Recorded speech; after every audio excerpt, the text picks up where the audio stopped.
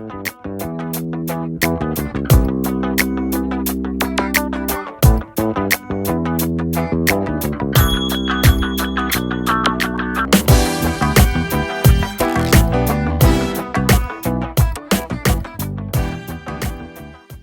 we can do as communities in the running space is talk about land acknowledgements.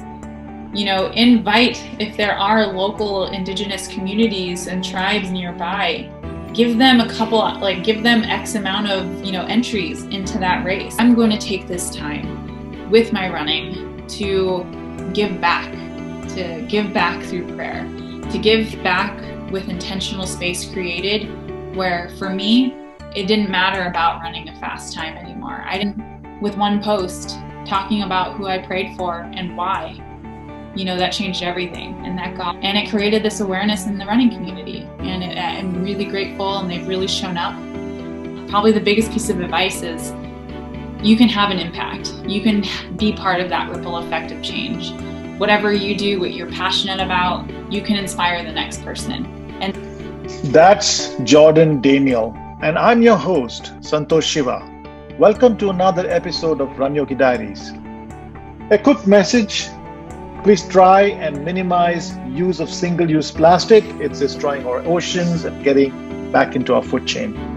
Also, please like, comment, and subscribe to the channel.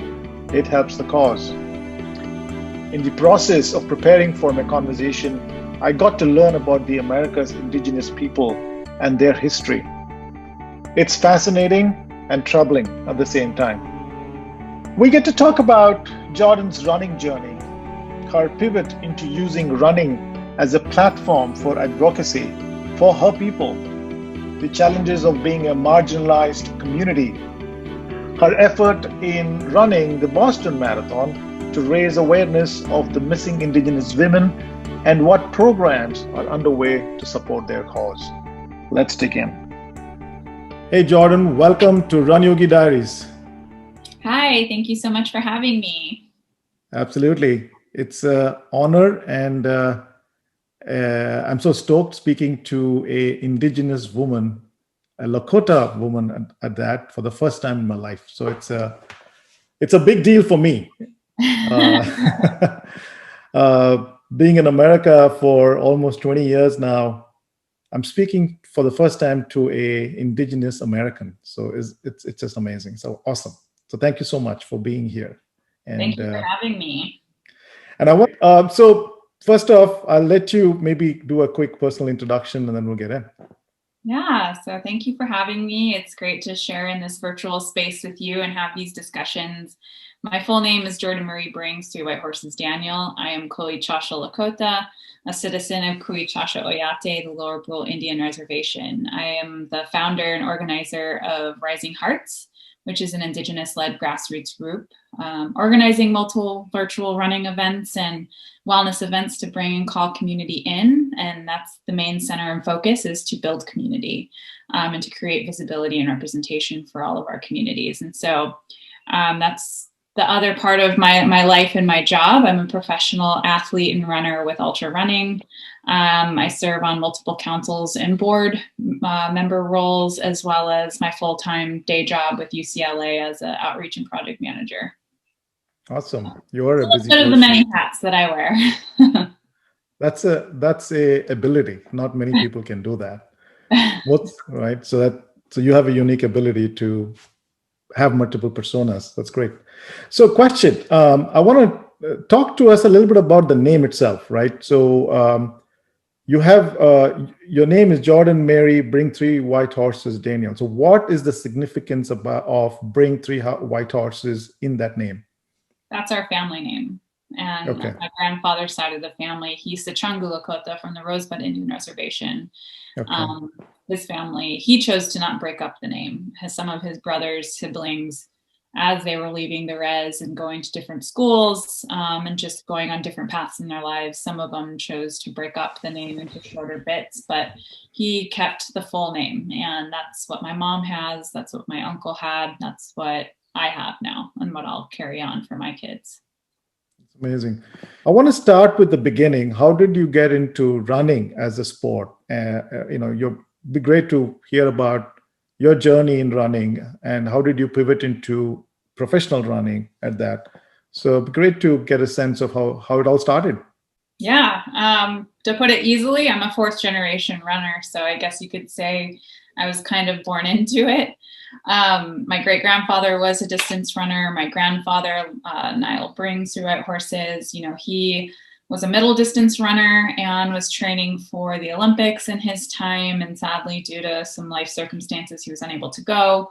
My mother was a sprinter, training for the '88 Olympics, but turns out she had me instead. So it's kind of been a lifelong dream of mine to make sure someone from her family makes it to the Olympic trials, because they had their opportunities, kind of taken away from them, and kind of had to pivot their own lives to kind of adapt and figure things out on their own and their own path. But yeah, I really have my family to thank for running.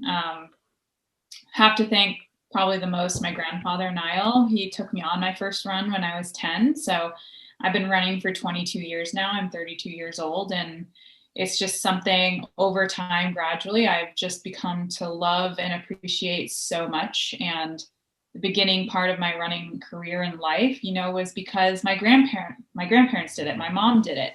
It was about representation as a Native athlete and just something that could connect my family and I.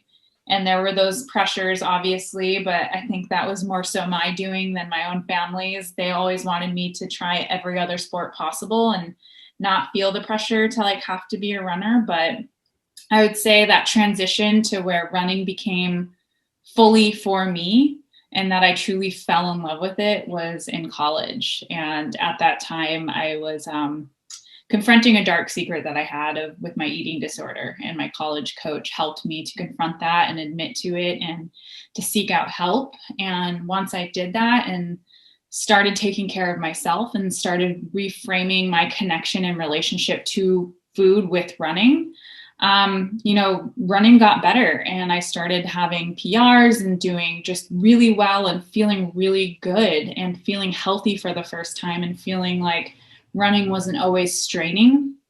And that's where I fell in love with it, where it was truly about me and not running for anybody else except for myself. And so that's just been a long journey. It took me a long time to figure that out. But ever since then, ever since college, I've just been falling in love with it even more, finding new ways that running can help me, not just, ambitiously, but it helps to center me. It helps me to de-stress. It helps me to connect with other people. It helps me to connect with my surroundings, especially now that I'm transitioning to trail running too.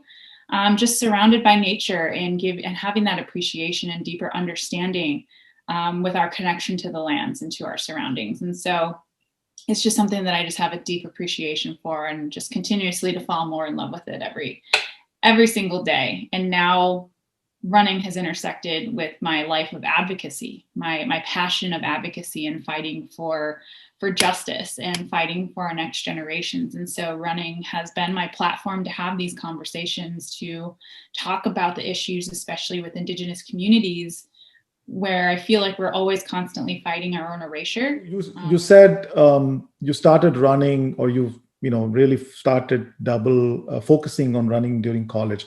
When did you turn pro?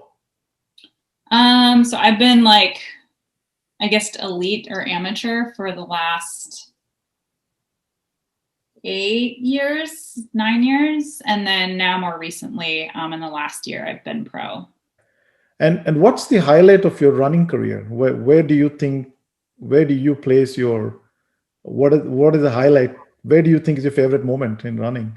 I would just say after college, when, I didn't have to kind of adhere to college team plans and all that kind of stuff, where it was just for me to kind of experiment, to figure out what works, where can I make these gutsy moves, and what kind of trainings that I can be doing that kind of differentiated me from the college program. And so I think probably racing after college was a lot more fun, where I took more risks, where I'm going to try and be a front runner for this whole entire mile or for this 3K. I'm going to try and do these different kinds of, movements throughout the race, or these spurts, and just really kind of experimenting what worked for me, especially since I'm one that does not have a kick. I'm not fast at all, even though I tried to be with the mile, and mile is probably one of my favorite races, and probably one of my bigger breakthrough runs in college that I had. But I would just say probably after college, just being able to experiment, be able to test and push my limits, with new coaching, with new opportunities, and transitioning from, track to doing a half marathon and doing multiple half marathons, and trying to get into the longer races and the 10K rather than focusing everything on the shorter distances that I was doing in college. So now let's get to running for recreation to running for a purpose, right? So what got you started? Did something happen? Was there a moment? Describe to us the moment you were sitting somewhere and this brainwave popped up saying, "Hey, why don't I pivot into a mission here?" What was it? Can you talk to us about that? Well, I've known since 8th grade that I wanted to be an advocate. I wanted to be a voice and help create change. And for me in 8th grade, that meant you're going to move to DC, you're going to work on the Hill, you're going to be a lobbyist, you're going to help write laws or improve laws that can benefit our people, because I had moved away from from my family at the age of 9, and we moved to Maine, which was a very rural state. For a while I was the only kid of color and had experienced racism for the first time and was a victim of a hate crime for the first time. And, just seeing the stark difference that I was different. And I just wanted to be a kid and wanted to fit in and didn't want to deal with this. No kid wants to deal with that. But it was just a painful reminder that I am very different, and experiencing that prejudice, experiencing those racial slurs, leaves a mark on you. And while struggling with that, it made me question my own indigeneity, my identity as a Lakota kid, as a Lakota woman. And it made me embarrassed to be who I was. It made me ashamed of my skin color. And all I wanted to do was just fit in and to not be ridiculed and made fun of or treated disrespectfully. And, that gave me this opportunity. Experiencing all this, which I'm glad I did, and I never would change it for a second, even though it was hard. Having that opportunity to grow up off the reservation, and the times that I was able to go back home and visit my family at a young age, I was able to see, the inequities, the injustice, the adversity that we have to go through, that our communities struggle through. Seeing that some of our communities look like third world countries. Some of them don't have electricity or running water, and we're in the country of the United States. And seeing our communities being neglected time and time again, seeing our relatives, taking their lives, and seeing our relatives be stolen or murdered and no justice. And so at a young age, I saw what I wanted to help. And so this was when you were 8 years old? Grade. 8th grade? Yeah. 8th grade, you realized the enormity of where you live in. Yeah. Wow. That's what made me want to go to DC, because I was like, well, the only way for these things to change, for us to actually benefit from the system and not be forgotten and left out, is DC is the place where laws are made that can change that. And so that's what it meant to me. And I had no idea, I didn't know if that'd be a lawyer or the Indian Health Service director, because, our healthcare system is horrible and needs improvement, needs quality access and quality care. And I know we have some amazing people in that system that are doing the best they can and are really appreciative, but it's a whole entire system that needs improvement. So let's get back into the running aspect again, right? Because that's where it started for you as well, and that's the platform that you're using. So now, first question I have is, within the native indigenous communities, is running an acceptable form? Because sometimes in my community, for example, historically, running has been seen as, why do you want to run? Why do you want to work? Take the risk of hurting your knees, and why don't you do something more easier? Yeah, definitely. Culturally and historically, it is. We have many other sovereign nations, especially in the Southwest, that have had running in their lives and in their blood traditionally and culturally. That's how they delivered messages, by running basically these Okay. long ultra races. So, yeah, it is accepted. That's terrific. I mean, I read about the Tarahumara Yep. runners, and I'm actually flirting with the idea of going barefoot. Just bought my sandals. I'm loving it. They're a great inspiration. I learned about them in the book, Born to Run. So that's great. So do And you see? you should watch the documentary of Lorena on Netflix. Okay, I'll do that. So, do you see a lot of huge participation from the regular folks in your community into recreational running, half marathons, marathons now? Is that on a rise? Yeah, I definitely say it's definitely on the rise. And I think also it just speaks to the nature that Native people just do their own thing. They're not trying to be flashy or make a thing out Mm, of it. Like, we have a thing that we call, especially where I'm from, is like being the Bucky Native, like being kind of shy and just kind of keeping to yourself. And it kind of might get misconstrued as like you're stuck up, which that's not the case. It's just us being quiet and to ourselves. And I think that kind of speaks to all of us, is like, we, to many of us, I would say, is that it's not about being like showy and like glamorizing it or anything. It's just what we do. It's what we yeah, are called to do, what we love to do. It's our stress outlet. It's a way for us to keep us healthy, to keep us in check of what we do. And I think it's definitely growing. I'm seeing definitely a heavier presence on social media with like just finding more Native Indigenous runners that I've never heard about, which is really great because we need to start learning from them and yeah. hearing from them. And how do you de-stress? Because now that your running has become almost, your running has become some sort of a full-time job now, and there's a lot of more than just running involved now in what you do. How do you how do you find lighter moments in life? How do you laugh? When do you have time for that? There's always time for that every single day if you can't take yourself too seriously. And the work is hard. It can be heartbreaking. It can be stressful. It can be like you just want to scream because we're not seeing the progress that we need to. Mm, But it's centering yourself back to why you're doing it, remembering the small moments of success, that those are just the steps forward. But I also have an amazing family. I have great friends that I stay in touch with. I live with my partner who makes me laugh. I have two cats that make me laugh and kind of pull me out of the seriousness to just play and cuddle with them. Just finding moments for myself, writing in my little self-care writing book, my writing journal, and watching movies, watching funny movies, watching, the good Disney movies, watching funny shows, watching The Office, like just trying not to take life too seriously. So that way I can be able to take care of myself and focus on my own mental health and self-care. And through running too, I would say, I've also learned to appreciate cross training and trying other forms of exercise. So, like, I'm really into yoga and Pilates and dynamics and high intensity interval training, which, I believe all will support my running. I go for bike rides multiple times a week with my partner, and I find that to be really peaceful, especially when I feel like I'm too tired to want to run.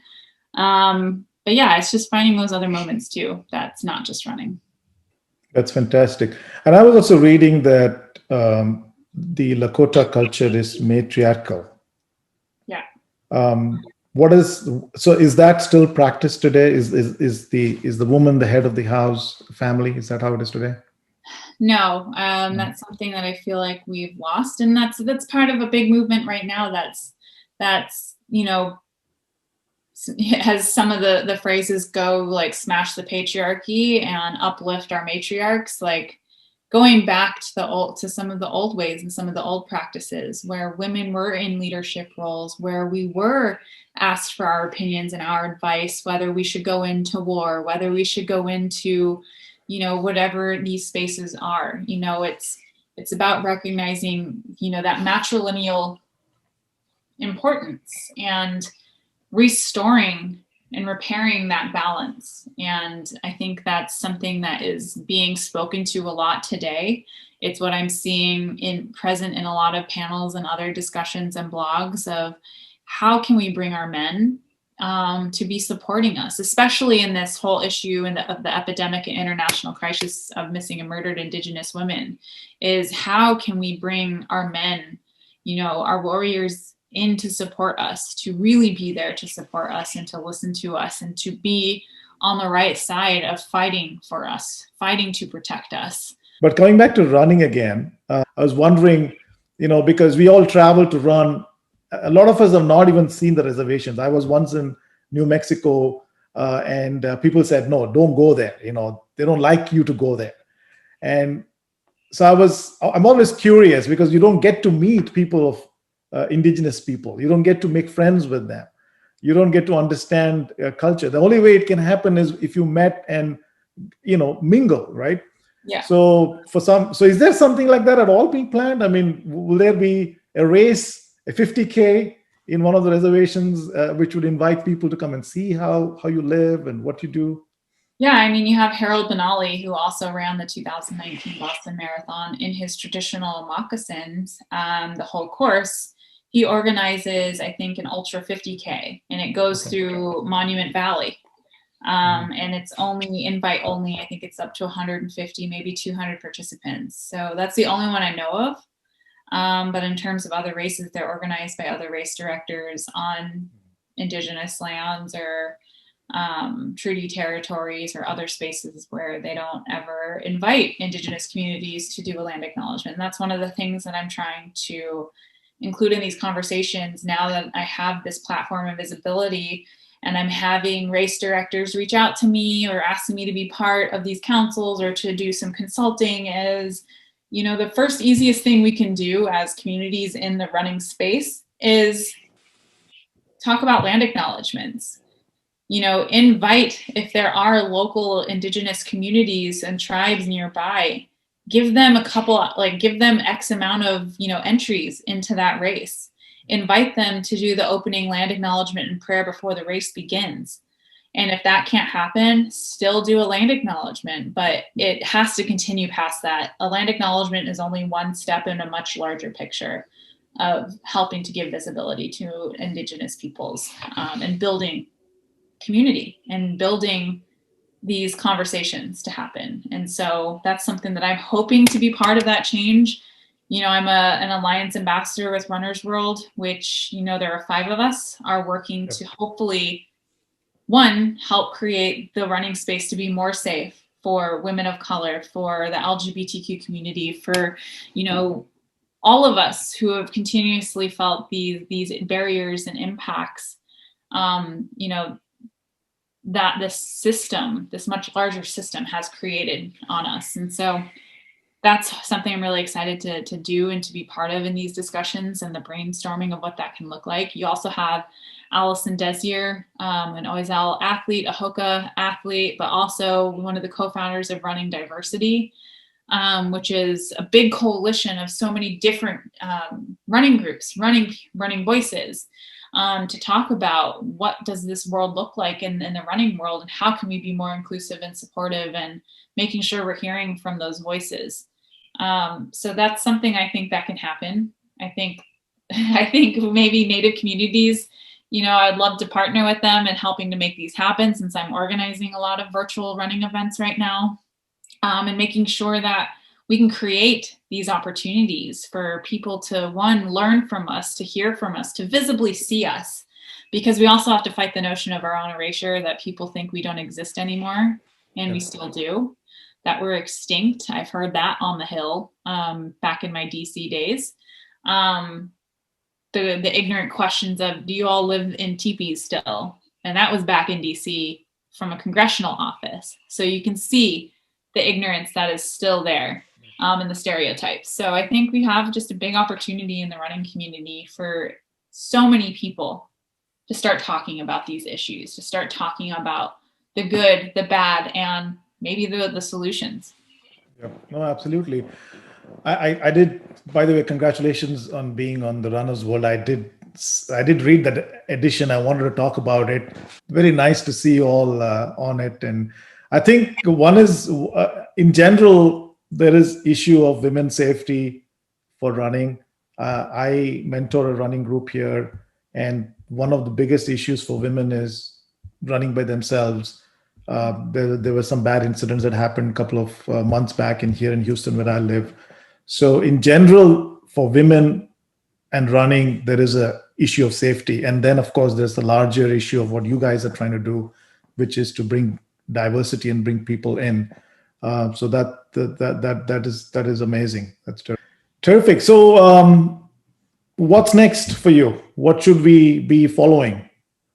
And what would you like people who are listening to this, what message would you like to give them, if at all, if there's something that as an individual, you think we can do to make a difference? Yeah, I think it comes down to just the person needing to accept that they're going to be doing a lot of unlearning and having to relearn a whole bunch of things, and accept and be okay with that. You're going to make mistakes. You're going to say it wrong. You're going to pronounce it wrong. You're going to forget the pronouns.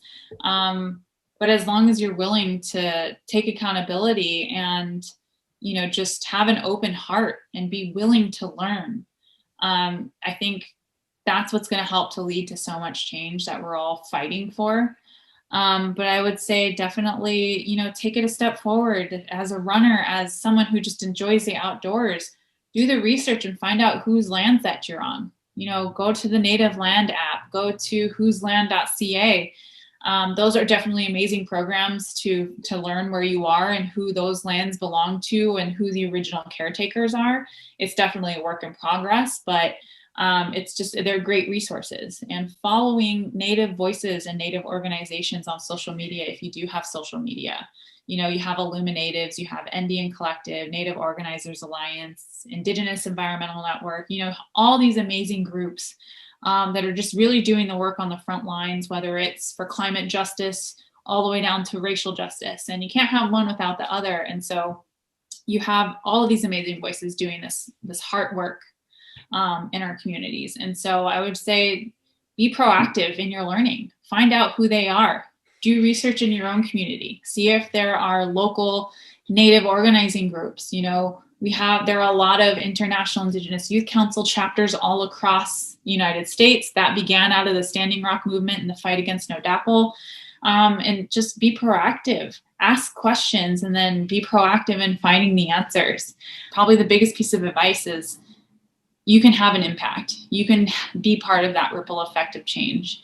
Whatever you do, what you're passionate about, you can inspire the next person. And they may see your leadership and your role and your commitment and your voice as something super inspiring to them, where they do the same thing for whatever they're passionate about. And if you have a platform like I do with running, then share it on the running. I know a lot of people say keep politics out of sport, but I think the biggest change we're seeing right now is the fact that everything is intersecting. And these discussions are happening in all of these spaces now, so that we can't ignore it. We have to confront some of these tough discussions and issues, and we have to problem solve so that way we do have a just and equitable future. That's great. That's great advice. And you practice what you preach. Would you talk a little bit about your Boston Marathon last year, where you dedicated each mile? That's an example of what you just said, right? So would love to hear that, so that people get a sense of how you can use your platform to bring a larger change to society, or take your mission to a larger audience. Yeah, I mean, first, I've participated in prayer runs before and prayer vigils, but seeing the connection of advocating through running began with the Standing Rock youth who ran over 2,000 miles to oppose the Dakota Access Pipeline. And they are who inspired me to commit to this, wanting to do better, to be a community organizer. And seeing them risk their lives and make this commitment through running, I thought was just incredibly powerful, but one that never clicked inside my own head, because I was like, I've been doing this for forever. Why didn't I do this much sooner? But it takes a certain moment that sparks that idea. And for me, it was the lack of a visibility and the constant missing persons flyers that I kept seeing day after day, even after organizing prayer vigils, organizing education panels to have these discussions about this epidemic. Even my own family, one of my cousins was murdered. Like, it took these moments to be like, you know what? Like, I'm done. Like, no matter what I do, no matter what advocates and the families are doing, they are not getting the support that they need. And so I'm going to take this time with my running to give back through prayer, to give back with intentional space created, where for me, it didn't matter about running a fast time anymore. I didn't care about running a fast time. I just wanted every single mile to be for 26 missing and murdered Indigenous women and girls. And I wanted to offer prayers for them, to their families, to our communities, and just for everybody that's struggling with needing help for justice. You know, we have cold cases from the 70s and 60s that have yet to be solved. And so this is just a heartbreaking reality and epidemic. You know, I'm considered a potential statistic of this crisis. You know, my cousins, my mom, you know, my uncles, grandpas, you know, it's really heartbreaking and it's very present every single day. And so that's what it took for me to intersect my passion of running with my passion of advocacy. And I had no idea it was going to get the attention that it did. I honestly, because I am always feeling like we're always left out, we're always invisible, no one cares about what happens to us, especially when we're murdered and taken. I just didn't give any credit to the running community. And that's the community I belonged to for so long. It's the first community where I never experienced racism and felt accepted. But at the same time, I just felt like no one else cares. They're not going to care. And I'm just going to be here for them. And this is not about anyone else. And then with one post talking about who I prayed for and why, you know, that changed everything. And that got them a platform. It got their names printed and said and heard in so many different spaces. And it created this awareness in the running community. And I'm really grateful, and they've really shown up. People I don't know near and far who have reached out, who have offered support, who have donated to the organizations I've listed and talked about. And it's inspired our next generations, like Rosalie Fish, who is like a little sister of mine. She was a high schooler, and she reached out to me after the marathon and asked if she could do the same thing at her state meet. And I said, of course. Go for it. And we've been close and friends and sisters ever since. And it's something that we understand. We understand how hard it is, how emotionally and spiritually hard it is. And we're there to support each other through it. That's a great story, and that's a great effort from your side. You know, we covered a whole range of topics, and we danced around, you know, running and advocacy quite a bit. And any wrap up comments before we end the show? Yeah, I think much of my life's work is just always being inclusive and trying to learn and call people in and never call them out. But I'm about building community and creating spaces where we're able to tell our stories our way, and be able to control our own narrative. And so I'm inviting anyone that is watching this, you know, to support and join in some of the events that I'm even organizing. It's Native American Heritage Month right now. You know, 30 days of celebrations, even after Indigenous Peoples Day, which many of us will say that's every day, not just on one day. But, you know, I'm organizing the Native American Run Wellness Challenge, which is all 30 days. And even though we're halfway into the month, you can still register and sign up and include your miles that you've already done and completed. 1 hour of activity equals 3 miles. So that includes yoga classes, Pilates, whatever it is. That's the formula we use. And it's just about honoring and giving visibility to the 640 federally recognized and state recognized tribes in the United States. And to also give back, be able to donate to Rising Hearts, which is, you know, I'm the founder and executive director of, to support our programming for the COVID relief program, for the Winter Coat Christmas drive that we have going on. as well as other initiatives. And it'll also be supporting Urban Indigenous Collective with their telehealth app that they're developing, as well as their Missing and Murdered Indigenous Women tri-state database that they're developing. We also have Indigenous Wellness Through Movement. We have 7 sessions left for this month, but it's just something that I wanted to create and continue building every single month of accessible sessions for people to sign up for. It's donation based if you're able to, but we have anything from powwow yoga, 7 generations yoga, salsa and bachata, partner therapeutic massage, regular yoga, anything, you name it. And that's just something to help bring people together to learn what decolonizing wellness looks like, how we can integrate that into our lives, giving the spotlight to Indigenous wellness advocates and trainers in our communities, as well as, expanding it to special guests and friends from other communities that are also wellness advocates. So we're going to be doing that next month in the start of 2021. We also have the Truthsgiving 4-miler with Seeding Sovereignty to help start the conversations and continue them of recognizing what Thanksgiving represents and how it doesn't do a service to Native communities. And it's about truthsgiving, sharing the truth of this colonial holiday, of, the long-standing impacts that colonialism has had on our communities. So that's an opportunity to be informed, learn more. And then we have the Run Strong with Running Strong for American Indian Youth, Billy Mills, the first Native to win the gold at the 1964 Olympics. His organization's running a virtual 5K. And then we have the National Indigenous Women's Resource Center Virtual Run Medicine Walk. That's hoping to give, to honor and to give visibility to our missing and murdered Indigenous women, while also calling for safety and exercising sovereignty within our nation. So those are some events to look for. We also have a film screening of The Condor and the Eagle happening on November 25th that we're hosting.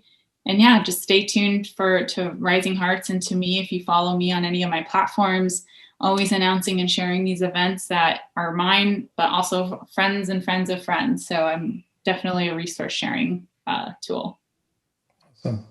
Yeah, I'll definitely share some of the URLs for some, the events that you talked about on the show notes, so people can, reach you or participate.